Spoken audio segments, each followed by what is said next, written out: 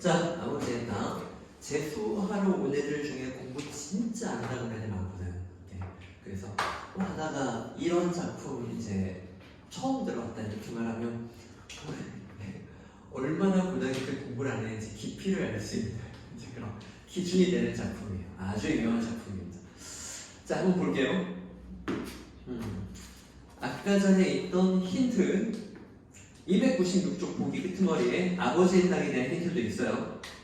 오래 묻혔던 유해를 수습하는 과정을 통해 적군과 아군이라는 전쟁의 이분법을 극복하고 훼손된 인간성을 회복하려는 의지를 드러낸다. 그러면 앞에 있었던 초토의 시와 왜 같이 났는지 알겠죠? 주제의식이 좀 비슷합니다. 오케이. 지금 이 작품 적군과 아군이라는 전쟁의 이분법, 이거는 또 이념들의 갈등을 말하는 거겠지? 전쟁, 갈등, 이념 대립의 폭력성, 비극적 상처, 이런 것들을 적군이나 아니면 아군이라는, 너 우리 편 아니야? 그럼 적군 빵 쏴 죽이는 이제 그런 미쳐 돌아가는데, 적군과 아군 말고 전쟁이랑 아무 상관없는 이제 그런 일반 백성들도 있겠지. 근데 그 당시에는 하여튼 뭐 자기들한테 협조를 하지 않으면 적군이라고 다 죽여버리는 수많은 평범한 민간인들도 많이 죽었던 이제 그런 미쳐 들어갔던 시대. 그걸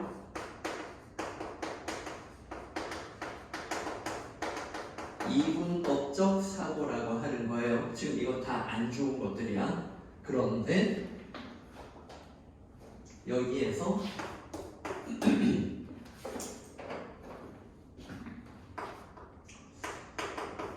적군의 유해를 수습하는 과정을 거친단 말이지. 그렇지? 오래 묻혔던 유해를, 여기는 적군이란 말이 안 나왔구나. 네, 읽어보면 그래요. 빨갱이라고 확신이 되는 이제 그런 적군 인민군 국군들인데, 여기 주인공들, 그 유해를 수습하는 과정을 통해 인간성 회복,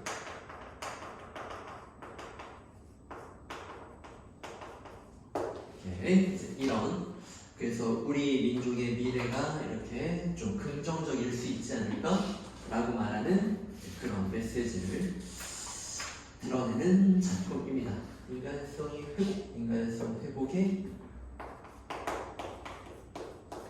의지, 뭐 이런 희망, 뭐 이런 걸 말하는 작품이에요.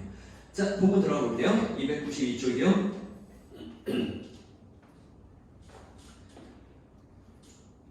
처음 보는 작품이라고 생각하고 추론하는 연습해봐야지.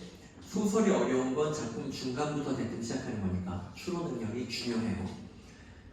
알고 보면 조금도 이상스러운 일이 아니지요. 이 부분이 워낙 그런 자리였으니까요. 어떤 자리라는 거야?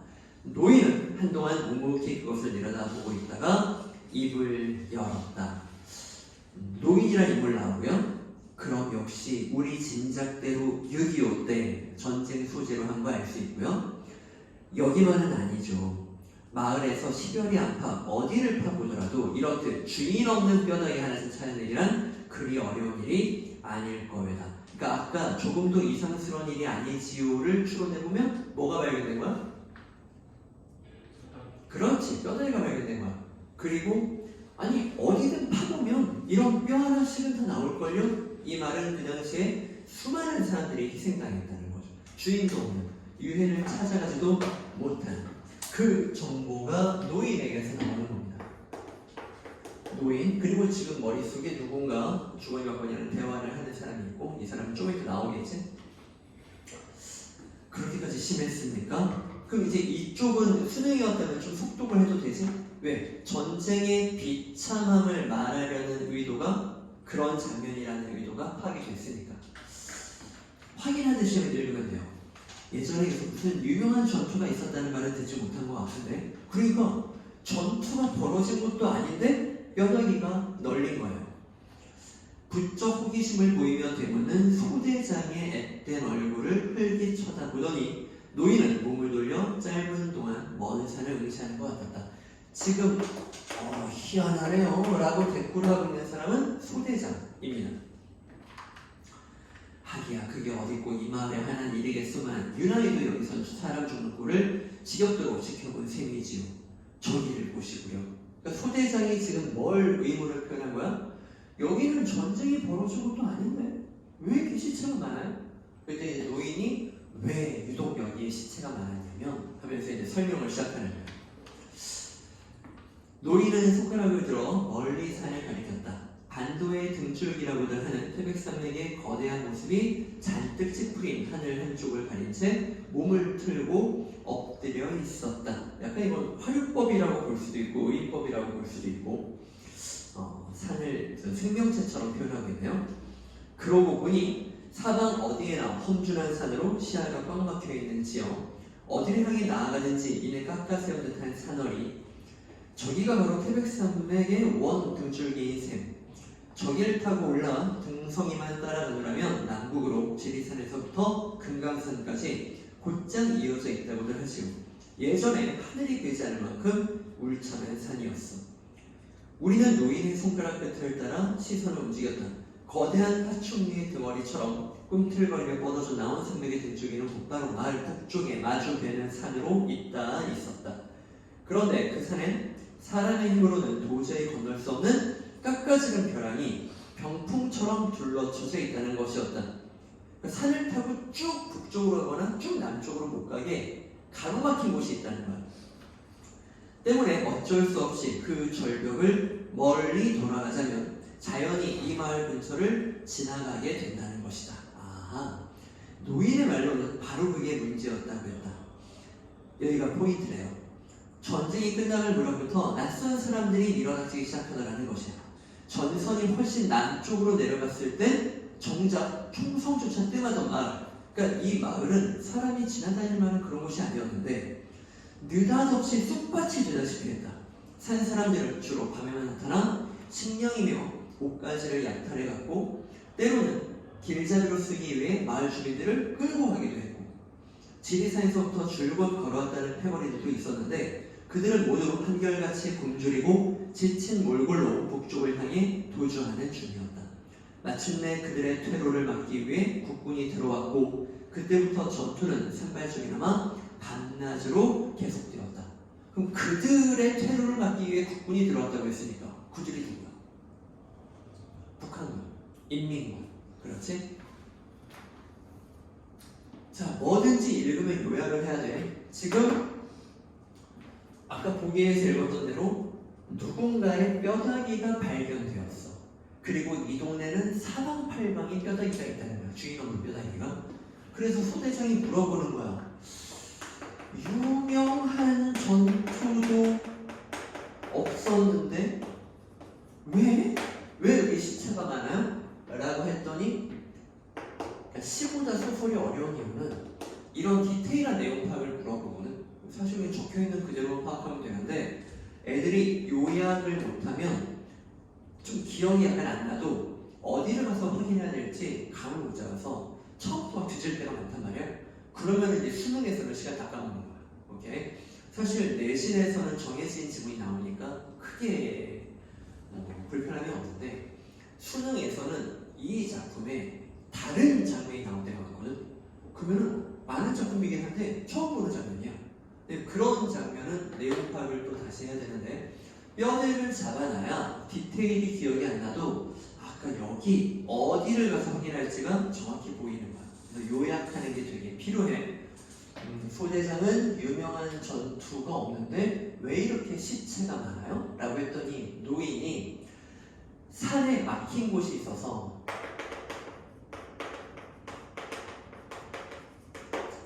이 마을로 다 몰려들었어. 이런 거예요. 그래서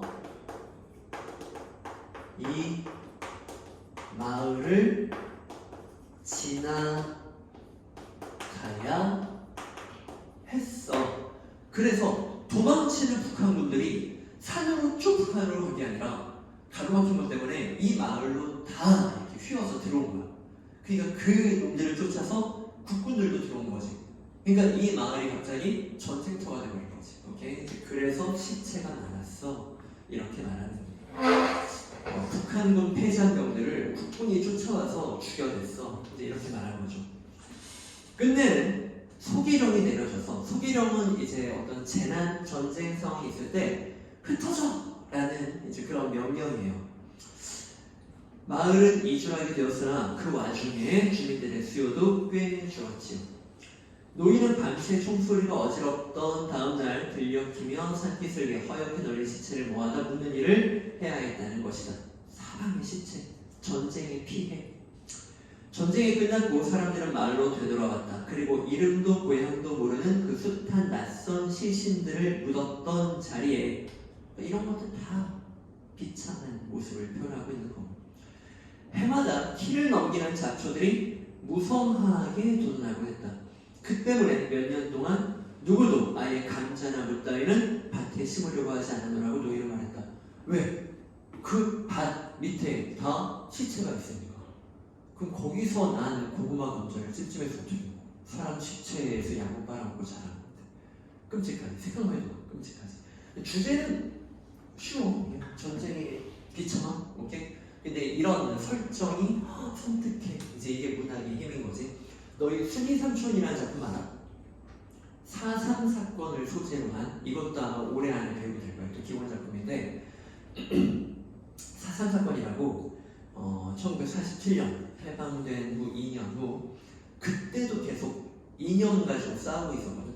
세계가 공산주의 사회주의가 짱이다, 민주주의 자본주의가 짱이다, 싸우고 있었어. 진짜 나라를 위해서 민주주의 자본주의가 이겨야 돼. 상대방을 죽여야 돼. 나라를 위해서 사회주의 공산주의가 이겨야 돼. 또 상대방을 쏴주고. 이렇게 전쟁터였는데 좀 민감했을 때였지. 근데 제주에서 공산당놈들이 있다 라고 말하면서 거기 우리나라 경찰들 그리고 외세까지 다 쳐들어가가지고 공산당으로 진짜 객관적인 진작이 아니라 그냥 막 쏴 죽였어요. 10만 명이 죽었어. 10만 명. 6.25 전쟁 내내 미국 군인들이 우리나라에 와서 죽은 수치가 10만 명. 그래서 이제 우리가 우방이라고 이렇게 하잖아. 근데 제주도 사람들이 한 10만 명이 거기서 몰살을 당했어요. 이렇게. 거기에 시신을 거기는 묻지도 못해. 묻어줄 사람이 없어. 죽을 사람이 더 많아. 그래서 온 동네가 사방에 시체, 죽은 시체가 이렇게 썩어가고 있는 거야. 그리고 고구마가 이때만 고구마들이 붙여요. 감자들이 와 섬뜩하지. 시체 양쪽 빨아먹고 자란 고구마. 그런 발상이 여기도 나온 거야. 비참함을 강조하고 있는 거죠. 예. 누군가 헌타월과 신문지를 가져왔다. 헌타월 신문지 네모치고 노인은 뼈 조각을 하나씩 집어들고 수건으로 흙을 닦아낸 다음 그것을 펼쳐진 신문지 위에 가지런히 정리해놓기 시작했다. 헌터월과 신문지는 뭘 하는 도구야? 유해를 수습하는 도구지. 그럼 이거는 긍정 부정으로 따지면 어느 쪽이야? 시신을 수습해주는 건 좋지. 따뜻한 인간애가 보이는. 이렇게 전쟁과 상반되는 특성의 행위잖아. 이렇게. 그러니까 노예는 이렇게 인간애를 가지고 시신을 수습해주고 있는데, 그렇다면 이 치도, 이 사람도 빨갱이였겠구만. 안 그래요? 빨갱이는 그 당시에 이제 빨간 띠를 두르고 혁명이랍시고 막 전쟁을 일으켰던 북한군을 낮잡아서 말하는 거라거든. 빨강이를 빨간이, 빨갱이 이렇게 말하는 거죠. 그리고 좀 이따 나오는 단어인데 빨치산이라는 말도 북한군을 말하는 거였어요. 그건 이제 파르티잔이라는 러시아어를 좀 말하는 건데, 빨간 뭐 이렇게 빨갱이, 빨치산 다 북한군을 말하는 거야. 아마 빨갱이겠구만. 안 그래요? 빨갱이라는 말을 쓰는 것 자체가 이 시신에 대한 적개심을 표현하고 있는 거지. 소대장은 이 새끼 적군이야? 지금 이렇게 말한 거야. 소대장이 지휘관이 무조건 그대로 푹푹 찌르듯 유해를 가리켜 말했다. 인사계가 등불었다. 인사계라는 직책이야. 근데 이제 사람처럼 보면 돼. 인사계가 등불었다. 어째서요? 인사계는 그 유해가 빨갱이 거라는 소대장의 추리에 동의하지 않고 있어요. 왜요? 산을 타고 도망치던 빨치산들이 그리 많이 죽었다잖아. 이치도 보기에 군인은 아니었을 것 같고, 그러니까 근처에, 여기서 군인은 이제 남한군을 말하는 거지. 근처에 주민이었다면 가족이 있을 텐데 이 꼴로 회계져도 쓰려고. 그걸 누가 합니까? 그때 워낙 피차에 서로 죽고 죽이던 판인데. 인사계가 그 시체의 주인공이 빨갱이라고 단정할 순 없죠 라고 이제 말하고 있는데, 그걸 통해 작가는 그 당시에 빨갱이만 죽은 게 아니라 5만 사람들 다 죽였었어 라는 걸 은연중에 표현하고 있는 거예요. 미쳐 들어가던 시대였어. 그때였다. 쭈그려 앉아서 손을 움직이고 있던 노인이 불쑥 소리치는 거야. 어허, 대관절 그게 어떻다는 얘기요? 죽어서까지 원. 아무리 이렇게 죽어놓은 다음에까지 이쪽이니 저쪽이니 하고 그런 걸 굳이 따져서 뭘 하잔 말이오. 죽은 사람이 뭘 알길래 죄다 부질없는 짓이지. 갑자기 노인이 꾸중을 합니다. 아직까지 소대장과 인사계는 인연 대립에 빠져 있는데, 노인은 죽은 후까지 그걸 따져야겠어? 노인은 인간애를 가진 존재로 그런 인연 대립의 사상에 빠져 있는 이 둘을 꾸중을 합니다. 노인의 음성은 낮았지만 강하고 무거웠다. 그러면서도 노인은 고개를 숙인 채 뼈조각에 묻은 흙을 정성스레 닦아내고 있었다. 무슨 귀한 물건 마냥 서두른 기색도 없이 신중히 손질하고 있는 노인의 자그마한 체구를 우리는 둘러서서 지켜보았다. 모두들 한동안 입을 다물었다. 생각하는 거지. 자, 그럼 노인의 기능 중요하겠지? 노인은 숭고한 인간애를 지닌 인물이다. 그리고 다른 사람들을 성찰하게 하는 인물이에요. 그렇죠? 성찰, 반성을 유도하는 인물이죠. 이끌어내는 인물입니다. 나는 나가 서술자였네. 오케이? 시점은 일단 1인칭인 거 나왔죠. 1인칭은 작품 속의 서술자야? 밖의 서술자야? 그래서 작품 안의 작품 속의 서술자. 1인칭 서술자는 작품 속의 서술자. 주인공이냐 관찰자냐가 중요한 거야. 그건 핵심 사건을 파악해야 돼. 좀 이따. 나는 흙에 적셔진 노인의 손끝이 가늘게 떨리고 있음을 깨달았다. 그러니까 노인은 지금 인간의 슬픔, 연민, 이렇게 이 유해가 너무 불쌍한 거예요. 수많은 시체를 봤겠지. 땅속에 누운 사람의 잠을 살아있는 사람이 깨워서야 되겠소. 또 그럴 수도 없는 법이고, 원통한 넋신이 죽어서라도 편히 눈 감도록 해야지. 그것이 산 사람들의 도리요. 예. 그러니까 죽은 후까지 인연들이 이러지 말자 이렇게 말하는 거죠.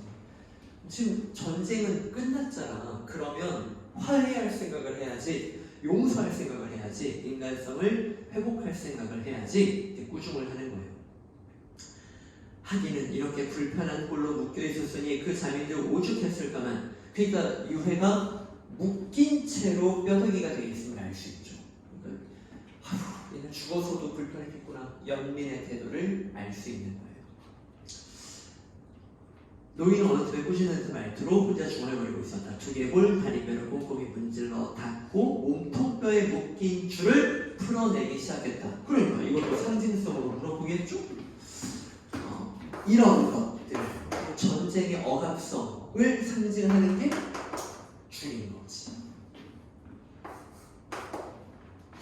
철사 같은 줄로 묶여서 아마 그렇게 묶어놓고 총살을 시켰겠지? 그 뒤에 철사줄이라고 나와요. 그렇죠? 이 줄은 철사로 된 어묵. 철사줄로 그렇게 묶인 겁니다. 금방이라도 쩔꺽쩔꺽 쇳소리를 낼 듯한 철사줄은 싱싱하게 살아있었다. 에이? 살아있을 리는 없잖아. 근데 왜 이렇게 활용법으로 표현했을까? 지금도 구속의 속성이, 억압의 속성이 계속되고 있음을 보여주는 거예요. 이런 전쟁의 폭력성은 끝난 게 아니라는 거죠. 살을 녹이고 뼈까지도 녹슬게 만든 그 오랜 시간과 땅 밑에 어둠을 끝내 견뎌내고 그렇듯 시퍼렇게 되살아나오는 이 폭력성은 안 없어진다는 거예요. 그것의 놀라운 끈질김과 냉혹성이 선뜻 소름 끼치도록 무서움증을 느끼게 했다. 공포. 노인은 손목과 팔에 묶인 결박까지 마저 풀어낸 다음 허리를 펴고 일어서더니 줄 묶음을 들고 저만치 걸어나갔다. 그가 허공을 향해 그것을 멀리 내던지는 순간 이 철사줄의 폭력성과 억압성을 노인이 풀어서 던진다라는 건 인간성 회복, 그렇지? 인간의 용서, 사랑, 그렇지? 이런 걸 표현하는 거야.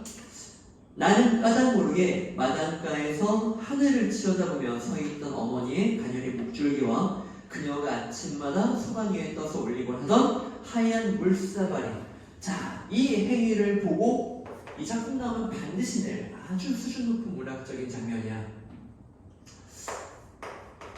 어머니의 문학은 감각화하는 거니까 시각적 이미지, 하얀이라는 색깔도 칠해서 물사발이 떠올랐다는 거예요. 이 행위와 철사줄을 풀어 던지는 행위와 이 어머니의 물사발이 연관된다는 거지. 다음은 나는 담배를 피워 물었다. 멀리 메마른 초겨울의 야산이 헐벗은 등을 까내놓고 죽은 듯이 엎드려 있었다. 사위는 주위는 온통 잿빛의 풍경, 현기증이었다. 광주리를 머리인 어머니가 모래밭을 걸어오고 있었을 리가 없잖아. 그러니까 이 장면은 뭐야? 회상 시작하는 거지. 옛날 장면이에요. 회상 시작합니다. 그럼 이 작품은 역순행적 구성이라고 좀 할 수도 있죠. 옛날로 회상이 들어갑니다. 돌돌거리며 흐르는 물소리를 거슬러 강변 모래밭을 어머니가 혼자 저만치서 다가오고 있어. 모래밭은 하얗게 햇살을 되받아오며 눈빛으로 반짝여. 허리띠를 질끈 동인 어머니의 치맛자락 흐느적이며 바람결에 흔들리고 나는 햇살에 부신 눈을 가늘게 오므리고 그녀를, 엄마를 지켜보고 있어. 그때였다. 꿈속에서처럼 나는 그녀의 뒤를 바짝 따라오고 있는 한 산의 환영을 보았다. 그건 아버지였다.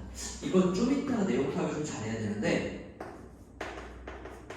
어머니를 회상한 장면에 좀 이따 내가 이거 내신을 좀 대비하는 목도 있어서 좀 미리 말해주면, 아버지도 어머니랑 같이 있었던 장면을 회상하는 건가? 근데 얘는 아버지를 제대로 본 적이 없어. 오케이? 그래서 이거는 아버지의 환영이 겹쳐진 거야. 상상이야. 오케이, 이거는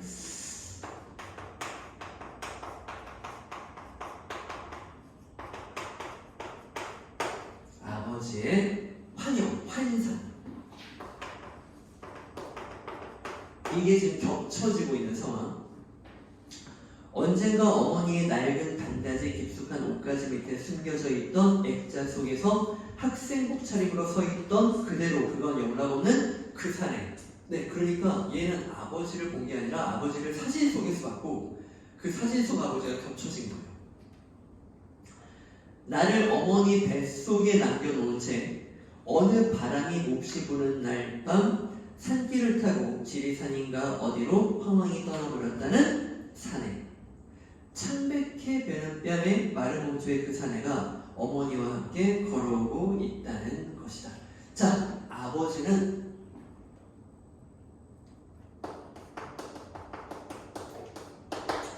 내가 엄마 뱃속에 있을 때 떠났어.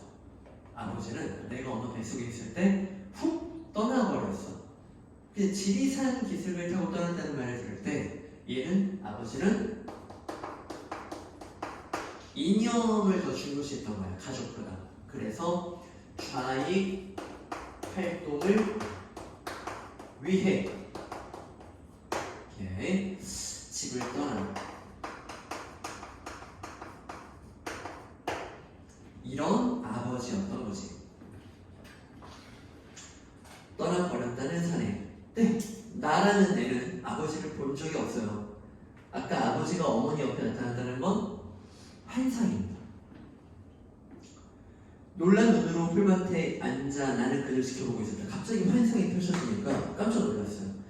이윽고 어머니의 눈썹과 코, 입의 윤곽과 야유 목줄기까지 뚜렷이 드러날 만큼 가까워졌을 때 산의 환영은 어느 틈에 사라져버리고 없었다. 몇 번이나 눈을 비비고 보았으나 역시 마찬가지였다. 하얗게 반짝이는 모래밭 위로 어머니가 찍어내는 발자국만 유령처럼 끈질기게 그녀의 발꿈치를 뒤따라오고 있을 뿐이었다.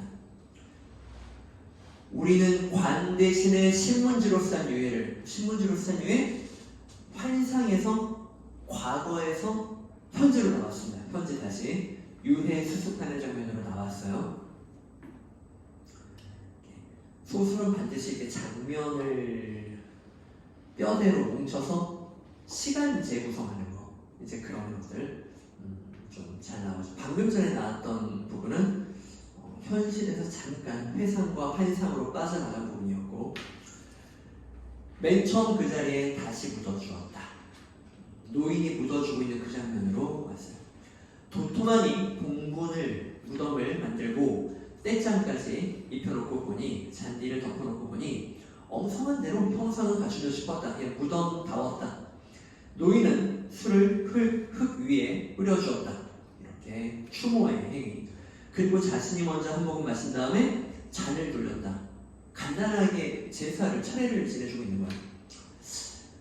오일병이 노파가 준 북어를 내놓았고, 그래도 구색을 맞추고 있는 거야. 오일병도 북어를 얻어왔는데, 노파는 할머니죠. 어떤 할머니한테 얻어온 북어를 내놓았고, 덕분에 작은 술판이 벌어졌다. 음복인 셈이다.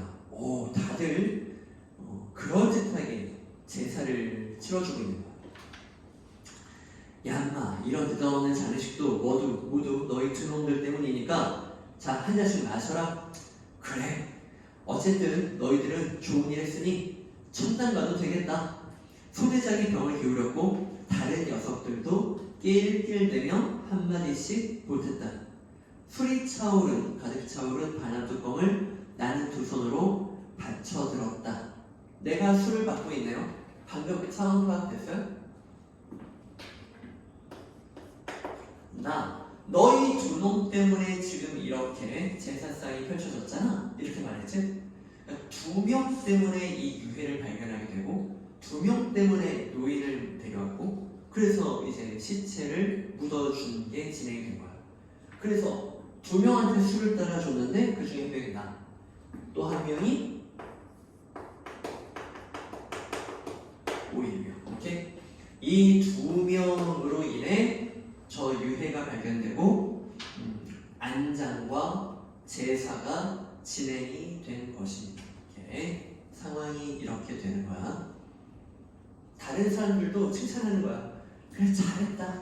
어쨌든 이건 잘한 일이지. 다른 사람들도 술 받아 이러면서 좋은 일 했으니 너희는 천당 가겠다? 뭐 이러면서 칭찬해 주는 거야. 작가는 이렇게 행동하는 게 맞다라고 편을 들어주고 있는 거예요. 받쳐들었던 다음에 저것 봐라, 이 날진 승도 때가 되면 돌아올 줄 아는 법이다. 어머니가 말했다. 다시 회상 속으로 들어갑니다. 저만치 웬 사내가 서 있었다. 당연히 그 사내는 누굽니까? 아까도 어머니랑 같이 누가 떠올랐죠?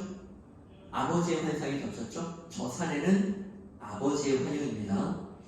가슴과 팔목에 철사줄을 동여맨 사내는 이쪽을 응시하며 구부정하게 서 있었다. 자, 내용 파악 똑바로 해.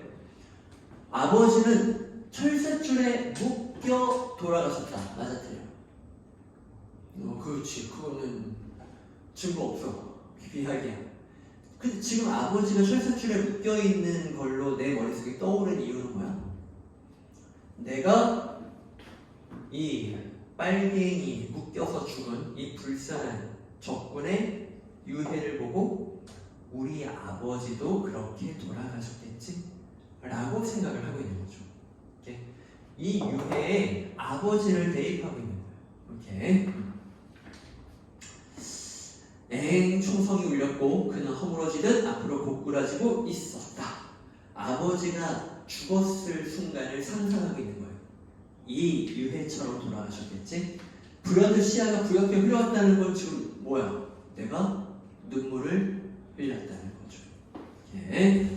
아버지는 지금 어디에 쓰러져 누워있을 것인가? 해마다 머리맡에 무성한 속구쟁이와 엉겅퀴 꽃을 지천으로 피워내며 이제 아버지는 어느 버려진 바꾸랑 어느 음다진 산기슭에 무덤도 묘비도 없이 홀로 잠들어 있을 것인가? 자, 이 작품 나오면 아마 이거 중요하게 나올 겁니다. 내가 아버지에 대해서 보이는 정서가 바뀌어요. 나는 아버지를 내내 미워해왔어요. 그리고 어머니를 저쪽에 그렸나? 어머니는 아버지를 아까 밑에서 지문 제일 끝에서 7번째 줄에 저것 봐라 이 날짐승도 때만이면 돌아오지 않은 법이다. 어머니 대사야. 이거 뭐야? 아버지가 돌아올 걸 기다리고 있는 거야. 어머니는 아버지, 나의 아버지죠. 어머니한테 남편이죠. 남편을 기다리고 있는 거예요. 어머니한테 아버지는 좌익 활동을 한 빨갱이 새끼 죽여야 될 놈이 아니라 사랑하는 남자일 뿐입니다.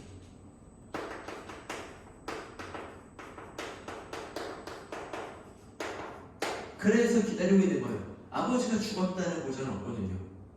아버지는 그냥 사라진 거예요. 내가 아까 이렇게 그 낯선 산에 아버지가 쇠사슬을 묶여서 총 맞고 쓰러졌겠지? 라고 환영을 떠올린 건 아버지도 이 사람처럼 어디선가 죽었겠지? 그건 내 상상입니다. 내 심장이고 어머니를 계속 기다리고 있는 거예요. 그래서 나는 처음에는 어머니에 대해서도 거부감을 표현하면 왜냐면 아버지가 미우니까 그 아버지를 기다리니까 나는 너무 그게 짜증이 나거든요. 오케이? 아버지를 나는 증오하고 미워합니다. 오케이? 엄마와 날 버리고 떠난 미친 새끼 이제 이렇게 생각을 하는 거예요. 그런데 이 일을 겪은 거예요. 그래서 나는 지금 아버지도 쇠사슬에 묶여 쓰러졌겠지. 눈앞이 뿌얘지는 거예요. 드디어 아버지에 대한 연민을 느끼게 되는 거죠. 그리고 왜 어머니의 하얀 물사발을 아까 떠올렸어요? 어머니의 순수한 사랑을 의미하는 거거든요. 어머니는 빨갱이로 아버지를 대하는 게 아니라 사랑하는 내 남자가 돌아오길 기다리는 거예요. 그리고 나는 그걸 이해하게 되는 거죠. 어머니 입장에서는 아버지를 기다릴 수밖에 없었겠구나. 어머니한테 이념이 뭐가 중요하겠어? 이렇게 되는 거지.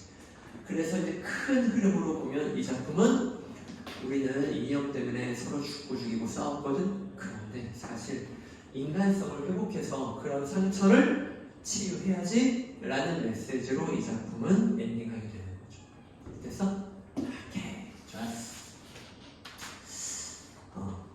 문제 풀어보시고 이따가 답 맞춰봅시다. 한 문제 약간 풀고 10분 쉬고 한 40분쯤에 시작할까요? 40분에 시작할게요.